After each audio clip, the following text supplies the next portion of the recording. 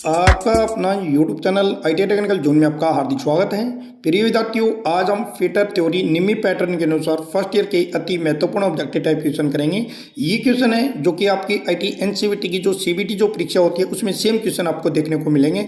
इसके साथ ही फिटर की हरियाणा में काफ़ी सारी वैकेंसी आई हुई है, यानी HSSC के द्वारा। उसके अंदर भी 50% जो क्वेश्चन जो हैं वो ITI के ट्रेड से संबंधित पूछे जाएंगे, तो उनके लिए भी अति महत्वपूर्ण ये वीडियो और ये क्वेश्चन रहेंगे। तो आइए जानते हैं step by step. Question number 56, what is the name of the tool. इस टूल का आपको नाम बताना है।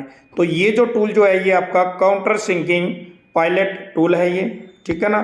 तो ये जो टूल जो है स्पेशल काउंटर सिंकिंग करने के लिए प्रयोग किया जाता है। तो नीचे का जो भाग है प्रिय विद्यार्थियों, अच्छे तरीके से देखिए ये टूल कौन सा है। तो देखिए नीचे की तरफ से देखिए, इसका जो भाग है यहाँ से भी टेपर है और यहाँ से भी टेपर है, इसलिए ये कौन सा टूल है, काउंटर सिंकिंग पायलट टूल है। पायलट किसको बोलते हैं, नीचे वाले भाग को बोलते हैं जो अलग से आपको दिखाई दे रहा है। काउंटर सिंकिंग कैसे करते हैं, पहले हम क्या करते हैं, ड्रिल करते हैं। ड्रिल किए गए होल को ऊपर से टेपर करने की जो क्रिया जो होती है उसको हम बोलते हैं काउंटर सिंकिंग, ठीक है। और पायलट देखिए यहाँ पे दिया गया है, पायलट का काम क्या होता है, जब हम किसी भी होल में ड्रिलिंग करते हैं तो सबसे पहले पायलट ही उसमें जाता है। तो पायलट क्या काम करता है, गाइड करने का कार्य करता है। तो राइट आंसर रहेगा इसका D, counter sinking with pilot. Question number 57 करेंगे। एक रीमर का कौन सा भाग चिप्स निकालने के लिए डिजाइन किया गया है। रीमर क्या काम आता है, ड्रिल किए गए होल को फिनिशिंग करने के लिए रीमर का प्रयोग किया जाता है। जब हम रीमिंग करते हैं तो जो चिप्स जो होते हैं वो रीमर का कौन सा भाग निकालता है। तो राइट आंसर रहेगा बी, फ्लूट बोलते हैं उसको। 58 नंबर क्वेश्चन करेंगे। What is the purpose of type S twist drill, ठीक है ना। एस ट्विस्ट ड्रिल का उद्देश्य क्या है। तो राइट आंसर रहेगा इसका सी, नरम और सख्त, ठीक है, मटेरियल के लिए यह हमेशा उपयोग किया जाता है। ये एक तरह का स्पेशल ट्विस्ट ड्रिल होता है। 59 नंबर क्वेश्चन करेंगे। ड्रिलिंग में रफ छेद होने का कारण क्या है। तो सिंपल सी बात है प्रिय विद्यार्थियों, जब आपका ट्विस्ट ड्रिल है अगर उसके आगे धार नहीं है तो हमेशा वो रफ आपका जो है जो होल जो है वो हमेशा रफ बनता है। तो राइट आंसर देख लेते हैं, इसका डी रहेगा, ठीक है। यानी ड्रिल के जो कटिंग एज है वो सही तरीके से ग्राइंड नहीं किए हुए हैं। 60 नंबर क्वेश्चन करेंगे। डाया 19, ठीक है ना, 19 mm की रिमिंग छेद को परिष्कृत करने के लिए ड्रिल आकार का निर्माण करें, ठीक है। तालिका के अनुसार अंडर साइज जो है 0.2 और ओवर साइज जो दिया गया है 0.05 mm, ठीक है ना। तो राइट आंसर रहेगा इसका डी, 18.75, ठीक है ना। जब भी रिमिंग का कोई भी अगर आपसे पूछे, ठीक है, उसका अलाउंस पूछे, देखिए यहाँ पे दिया हुआ है 19, दिया हुआ ना 19, और अलग अलग जो है वहाँ पे 20 भी हो सकता है, 25 भी होता है, ठीक है ना। रिमिंग के लिए एक फार्मूला बता देता हूँ आपको, 0.25 आपको माइनस करना है चाहे कोई भी साइज दिया हो, ठीक है ना। तो यहाँ पे देखिए 18.75 आ गया, ठीक है ना। तो कितना माइनस किया है, 0.25। तो इस तरीके से आप माइनस करके शॉर्ट तरीके से भी निकाल सकते हो। तो राइट आंसर रहेगा ए। अगला देखिए question, what is the name of the operation. तो ये ऑपरेशन कौन सा है। तो पहले तो हम इस टूल की बात कर लेते हैं कि ये टूल जो है प्रिय विद्यार्थियों कौन सा है, कौन सा टूल है ये काउंटर बोरिंग है, ठीक है ना। काउंटर बोरिंग का मतलब क्या है, ये जो आपको जो होल जो नजर आ रहा है ये देखिए यहाँ पे, ठीक है ना। ये देखिए थोड़ा सा गहरा है, बोरिंग का मतलब पहले ड्रिल कर रखे हैं, ठीक है ना, और वो थोड़ा सा गहरा कर दिया। गहरा करने की क्रिया को क्या बोलते हैं, काउंटर बोरिंग। अगर ये जो होल जो अगर टेपर होता तो इसको हम क्या बोलते हैं, काउंटर सिंकिंग। तो ऑप्शन देख लेते हैं। तो देखिए यहाँ पे डी रहेगा, काउंटर बोरिंग। 62 नंबर क्वेश्चन करेंगे। यदि ड्रिल छिद्र ड्रिल आकार से बड़ा है तो क्या कारण है। तो राइट आंसर रहेगा डी, जो कटिंग एंगल जो है वो एक असमान है, ठीक है ना, अनइक्वल है, बराबर होने चाहिए ना। जैसे सामान्य कार्यों के लिए जो ड्रिल ग्राइंड किया जाता है वो किया जाता है 118 डिग्री पे, ठीक है ना। तो वन साइड कितना रहेगा 59 और दूसरी साइड भी कितना रहेगा 59, तब तो हमारा जो ड्रिल है वो सही कटिंग करेगा। अगर 59 की जगह दूसरा जो है 75 हो जाता है तो जो हमारा जो छिद्र जो है वो जो सामान्य जो आकार है उससे बड़ा बनेगा। तो राइट आंसर रहेगा डी। 63 नंबर क्वेश्चन करेंगे। चूड़ी के दोनों सतहों से जोड़ने वाले शीर्ष सतह को कहते हैं? तो राइट आंसर रहेगा बी, क्रेस्ट बोलते हैं। ठीक है ना, कोई भी अगर थ्रेडिंग है तो समझ सकते हो ऐसे ऐसे ऐसे ऐसे चूड़ियाँ जो होती है ना, उसका जो ऊपर का जो भाग जो होता है उसको हम क्या बोलते हैं? क्रेस्ट बोलते हैं। ये क्या है? चूड़ी का क्रेस्ट। ठीक है, रूट किसको बोलते हैं? रूट अंदर वाले को बोलते हैं, अंदर का जो भाग है उसको हम क्या बोलते हैं? रूट बोलते हैं। तो राइट आंसर रहेगा बी। क्वेश्चन नंबर करेंगे 64, ग्राइंडिंग व्हील के स्पेसिफिकेशन 32A46H8V में V क्या दर्शाता है? ठीक है ना, V क्या दर्शाता है? बॉन्ड की मात्रा को दर्शाता है। तो राइट आंसर रहेगा ए, क्योंकि बॉन्ड जो होते हैं ये कई प्रकार के होते हैं। V का मतलब है विटिफाइड बॉन्ड। 65 नंबर क्वेश्चन करेंगे, डाई स्टील की ग्राइंडिंग करने के लिए किस प्रकार के एब्रेसिव व्हील का उपयोग किया जाता है? तो राइट आंसर रहेगा इसका सी, सफेद एल्यूमिनियम ऑक्साइड। ठीक है ना, व्हाइट एल्यूमिनियम ऑक्साइड का जो है व्हील हम प्रयोग करते हैं डाई स्टील को ग्राइंड करने के लिए। 66 नंबर क्वेश्चन करेंगे, कौन सा शब्द व्यक्तिगत अपघर्षण ग्रेन्स के बीच मौजूद बॉन्ड की मात्रा को इंगित करता है? तो राइट आंसर रहेगा इसका डी, स्ट्रक्चर। ठीक है ना, बॉन्ड जो होता है वो क्या काम करता है? समझ रहे हो ना, बॉन्ड एक एब्रेसिव होता है, एक बॉन्ड होता है। एब्रेसिव किसको बोलते हैं? कठोर कण होता है। ठीक है ना, काफ़ी सख्त होता है। ठीक है ना, वो प्राकृतिक भी हमें मिल जाता है और नेचुरल भी हम प्राकृतिक भी मिल जाता है और आर्टिफिशियल, ठीक है ना, कृत्रिम भी बनाया जाता है और प्रकृति से भी हमें मिलता है। उसको हम क्या बोलते हैं? एब्रेसिव बोलते हैं। बॉन्ड एक पदार्थ होता है, ठीक है ना, जो एब्रेसिव के जो कण जो होते हैं उनको चिपकाने का जो कार्य कौन करता है? वो बॉन्ड करता है। तो राइट आंसर रहेगा इसका डी, स्ट्रक्चर। 67 नंबर क्वेश्चन करेंगे, वर्नियर माइक्रोमीटर में एक्स के रूप में चिन्हित भाग का नाम क्या है? तो ये कौन सा है? आपका वर्नियर माइक्रोमीटर है। तो राइट आंसर क्या रहेगा इसका? देख लेते हैं, ये देखिए, तो राइट आंसर रहेगा इसका D, vernier division. 68 number question करेंगे, टेलीस्कोप गेज में एक्स के रूप में चिन्हित भाग का नाम बताइए। टेलीस्कोप गेज का प्रयोग कहाँ करते हैं? कोई भी पाइप है उसके अंदर का जो डाया जो होता है, व्यास जो होता है, उसको मापने के लिए हमेशा टेलीस्कोप गेज का प्रयोग किया जाता है। तो राइट आंसर रहेगा इसका D, telescope lag. What is the name of the tool? इस टूल का आपको नाम बताना है। ये कौन सा टूल है? ये आपका काउंटर सिंकिंग टूल है। क्यों काउंटर सिंकिंग है? तो देखिए नीचे का जो भाग जो है ये टेपर बना हुआ है। तो देखिए यहाँ पे राइट आंसर रहेगा C, counter sinking tool. Next question करेंगे 70 नंबर, ड्रिल बिट में एक्स के रूप में चिन्हित कोण का नाम क्या है? तो राइट आंसर रहेगा इसका सी, पॉइंट एंगल है। कौन सा है? ये वाला जो भाग बना है उसको हम क्या बोलते हैं? Point angle. क्वेश्चन नंबर करेंगे 71, रीमर में एक्स के रूप में चिन्हित अवयव का नाम क्या है? तो ये रीमर का जो है नीचे का जो भाग जो है यानी फ्रंट व्यू ये दिखाया गया है। तो ये भाग पूछ रहा है भी कौन सा है? तो राइट आंसर रहेगा इसका ए, इसको हम बोलते हैं फेस।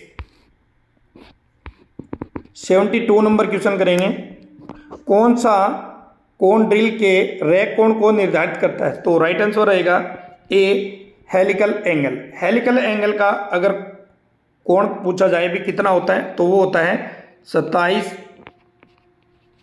डिग्री 0.5 भी बोल सकते हैं या 1/2 भी लिख सकते हैं, यानी 27.5 डिग्री का हेलिकल एंगल होता है। ये भी एग्जाम में कई बार पूछा जाता है। नेक्स्ट क्वेश्चन करेंगे, डाया 15 mm रिमिंग छेद के लिए ड्रिल आकार क्या होगा? तो मैंने आपको बताया था, देखिए इसके अंदर भी देखिए यहाँ पे जो ट्रिक मैंने बताई थी आपको, कितना माइनस करना है? 0.25 mm माइनस करना है जो भी डाया दिया हुआ हो। तो राइट आंसर रहेगा इसका ए, 14.75। 74 नंबर क्वेश्चन करेंगे,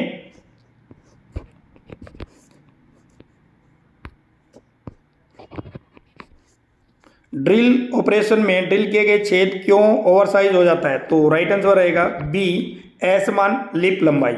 ठीक है ना, जो आपका जो ट्विस्ट ड्रिल जो होता है उसके अंदर कई सारे भाग होते हैं जिसमें लिप भी होता है, पॉइंट भी होता है, क्लियरेंस एंगल भी होता है। ठीक है ना, लिप जो होते हैं, ठीक है ना, जैसे लिप कौन से भाग को बोलते हैं, तो देखिए ये जो डायग्राम समझने की कोशिश करिए, इस भाग को हम लिप बोलते हैं, ठीक है ना। इनको अगर असमान रख देंगे तो आपका जो छेद है वो ओवर साइज का बनेगा, तो राइट आंसर रहेगा बी। 75 नंबर क्वेश्चन करेंगे। ड्रिल किए गए छिद्र पर फ्लैट शीट बनाने के लिए ऑपरेशन का नाम क्या है, तो राइट आंसर रहेगा इसका बी, सपोर्ट फेसिंग बोलते हैं। कई बार क्या होता है कि किसी सतह पर अगर हमें ड्रिलिंग करनी है तो उसका जो फेस है ऊपर का सही नहीं होता, उसको ठीक करने की क्रिया को हम क्या बोलते हैं, सपोर्ट फेसिंग, तो राइट आंसर रहेगा बी। 76 नंबर क्वेश्चन करेंगे। ड्रिल में फ्लूट का उद्देश्य क्या है, तो राइट आंसर रहेगा ए, चिप्स को बाहर निकालने के लिए हमेशा फ्लूट दिए जाते हैं। 77 नंबर क्वेश्चन करेंगे। थ्रेडेड होने वाले छेद पर उपयोग किए जाने वाले काउंटर सिंकिंग टूल का कोण क्या है, तो राइट आंसर रहेगा 120 डिग्री का, डी। 78 नंबर क्वेश्चन करेंगे। बाहरी चूड़ी के ब्लैक साइज की गणना करने का सूत्र क्या है, तो राइट आंसर रहेगा बड़ा डाया बराबर डी माइनस पी ओब्लिक 10, तो राइट आंसर रहेगा ए। 79 नंबर क्वेश्चन करेंगे। What is the name of the die, इस डाई का आपको नाम बताना है, तो राइट आंसर रहेगा बी, हाफ डाई बोलते हैं। हाफ डाई कैसे बोलते हैं इसको, तो देखिए अंदर जो डाई जो है यहाँ पे दो भागों में बनी हुई है, इसलिए इसका नाम क्या है, हाफ डाई। नेक्स्ट क्वेश्चन करते हैं 80 नंबर। किस प्रकार की चूड़ी के रूट और क्रेस्ट अर्धवृत्त बने होते हैं। अर्धवृत्त का मतलब जो आपकी जो चूड़ियाँ जो होती है उसका जो आकार कई बार इस तरीके से भी होता है, ठीक है ना, तो राइट आंसर रहेगा इसका सी, नकल थ्रेड बोलते हैं। जो रेलवे की जो कपलिंग जो होती है वहाँ पे नकल थ्रेड का प्रयोग किया जाता है। 81 नंबर क्वेश्चन करेंगे। ग्राइंडिंग व्हील में स्पेसिफिकेशन में 5 क्या दर्शाता है, ठीक है ना, तो राइट आंसर रहेगा सी, स्ट्रक्चर, ठीक है ना। स्ट्रक्चर जो होते हैं दो प्रकार के, एक डेंस होता है एक ओपन होता है, तो राइट आंसर रहेगा इसका डी। 82 नंबर क्वेश्चन करेंगे। ड्रेसिंग कास्टिंग के लिए ढलाई में किस प्रकार के बॉन्डेड पहिए का उपयोग किया जाता है, तो राइट आंसर रहेगा इसका डी, रेजिनोइड बॉन्ड का हमेशा इसमें प्रयोग किया जाता है। 83 नंबर क्वेश्चन करेंगे।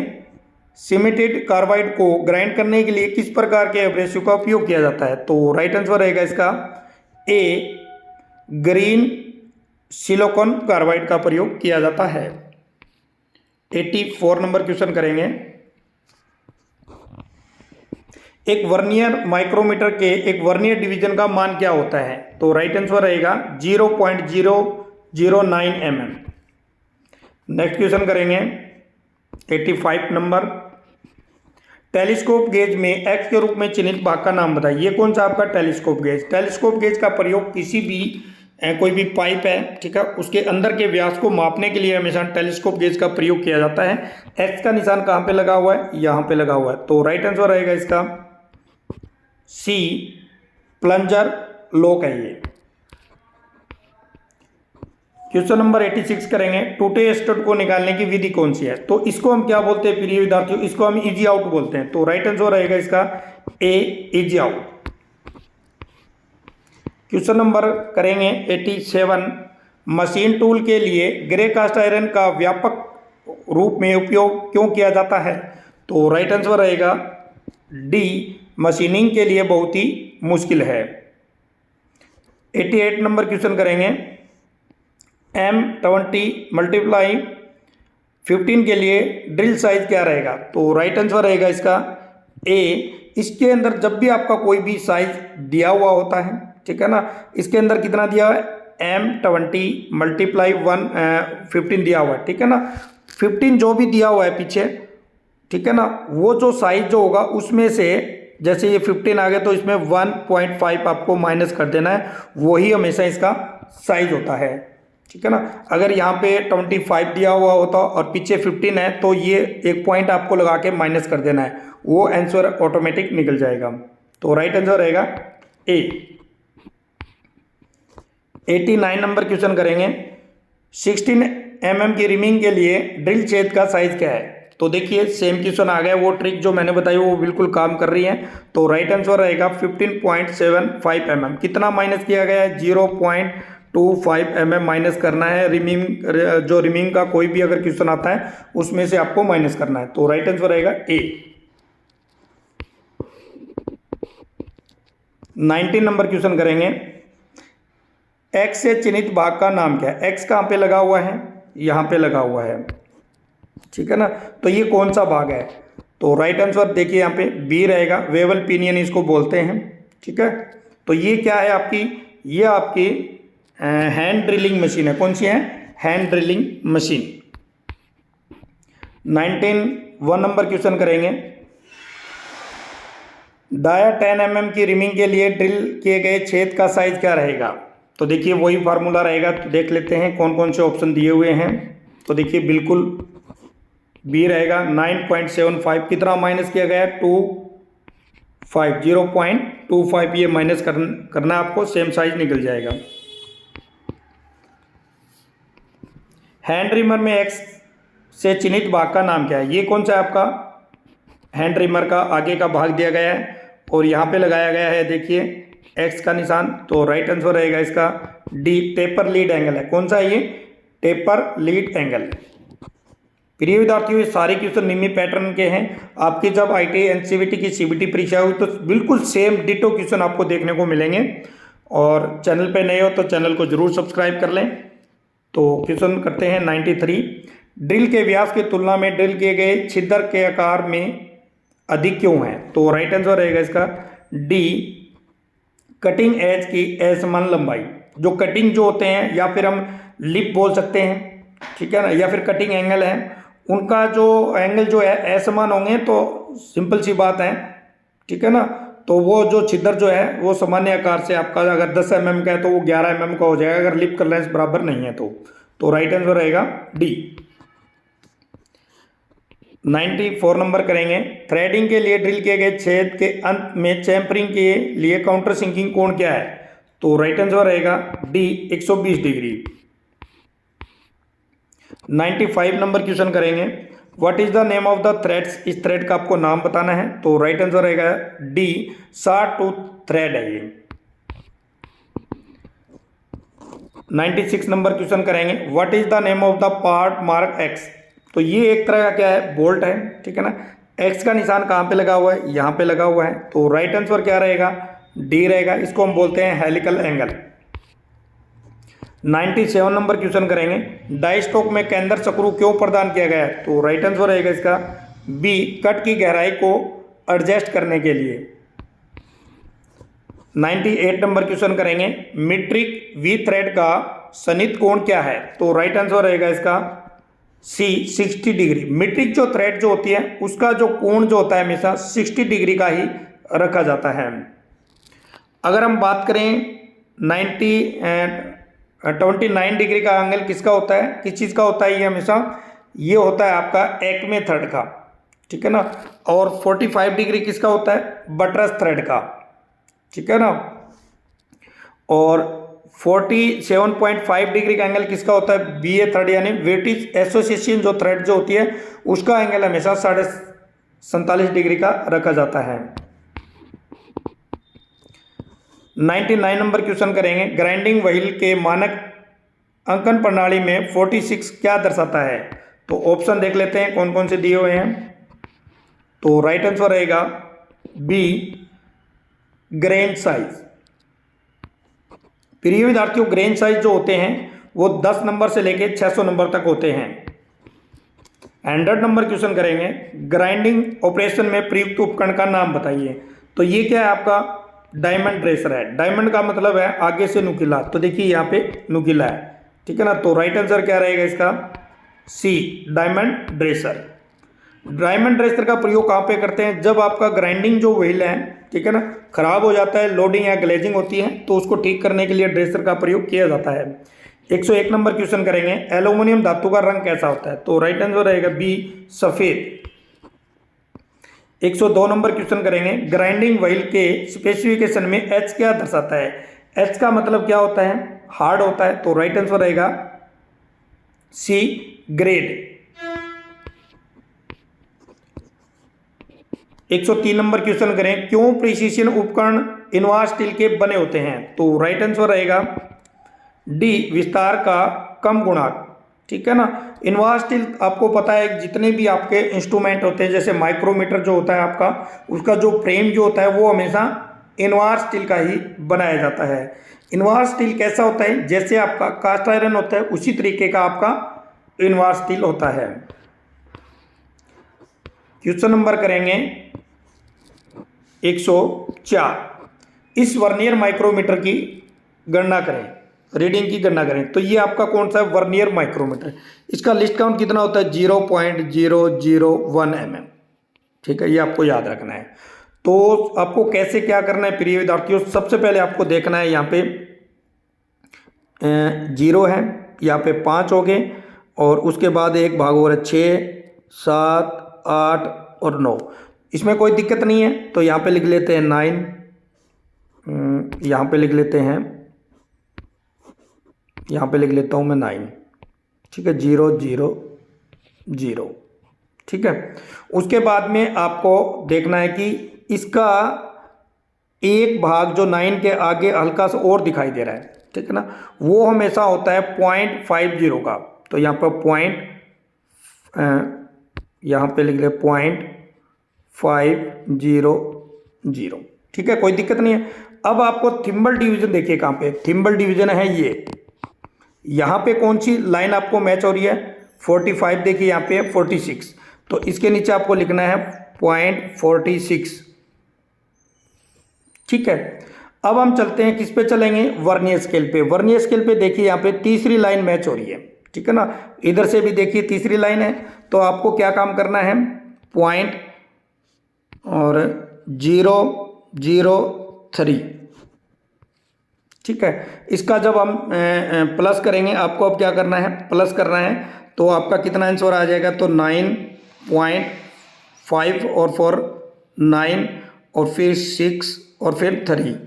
ठीक है ना। तो इस तरीके से ये जो रीडिंग है ये आपको पढ़नी होती है। तो राइट आंसर रहेगा आपका बी।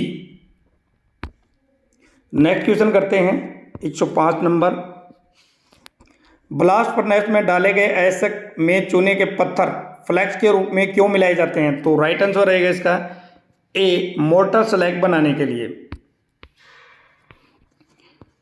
106 नंबर क्वेश्चन करेंगे, कौन से माइक्रोमीटर में एनविल को आंतरिक रूप से बदलने का प्रावधान होता है? तो राइट आंसर रहेगा D, screw thread micrometer. Screw thread जो माइक्रोमीटर जो होता है उसके अंदर जो एनविल जो होती है अलग अलग चूड़ियों के अनुसार, अलग अलग थ्रेड के अनुसार हम निकाल कर यूज कर सकते हैं। 107 नंबर क्वेश्चन करेंगे, स्क्रू थ्रेड माइक्रोमीटर का कौन सा वायर चैन का स्वरूप निश्चित करता है? तो राइट आंसर रहेगा B, type of thread and pitch. 108 number question करेंगे, टेलीस्कोप गेज से क्या मापा जाता है? तो राइट आंसर रहेगा इसका डी, छिद्र हो या फिर कोई स्लॉट हो, ठीक है ना, उसका साइज लेने के लिए हमेशा टेलीस्कोप गेज का प्रयोग किया जाता है। 109 नंबर क्वेश्चन करेंगे, ब्लास्ट फर्नेस से क्या उत्पन्न होता है? तो ब्लास्ट जो फर्नेस जो होती है, भट्टी जो होती है, उससे हमेशा पिग आयरन तैयार किया जाता है। अब बात करते हैं कास्ट आयरन कौन सी भट्टी में तैयार होता है? ये आपका होता है कुपोला फर्नेस में। रोट आयरन कौन सी भट्टी में तैयार होता है? पुडलिंग फर्नेस में तैयार होता है। नेक्स्ट क्वेश्चन करेंगे 110 नंबर क्वेश्चन, टेलीस्कोप गेज के साथ न्यूनतम आयाम क्या मापा जाता है? तो राइट आंसर रहेगा ए, 8.0 mm। वेरी वेरी इंपॉर्टेंट है, कई बार एग्जाम में पूछा जाता है, ठीक है ना। जो टेलीस्कोप जो गेज होता है कम से कम जो मापा जाता है वो 0.8 mm का। नेक्स्ट क्वेश्चन करेंगे, 8 mm आयाम से नीचे मापने के लिए किस गेज का उपयोग किया जाता है? तो स्मॉल होल गेज का प्रयोग किया जाता है। तो राइट आंसर रहेगा इसका बी। तो प्रिय विद्यार्थियों, सारे क्वेश्चन मैंने step by step Nimmi pattern के अनुसार करवा दिए हैं। ये सेम क्वेश्चन आपको आईटी एनसीईआरटी की जो परीक्षा हो उसमें देखने को मिलेंगे। आशा करता हूं कि ये जो क्वेश्चन जो है निम्मी पैटर्न के आपको जरूर पसंद आएंगे। इस वीडियो को अपने दोस्तों के साथ जरूर शेयर कर दें। फिर मिलता हूँ एक नई वीडियो के नए टॉपिक, तब तक आपको जय हिंद, जय भारत। वंदे मातरम।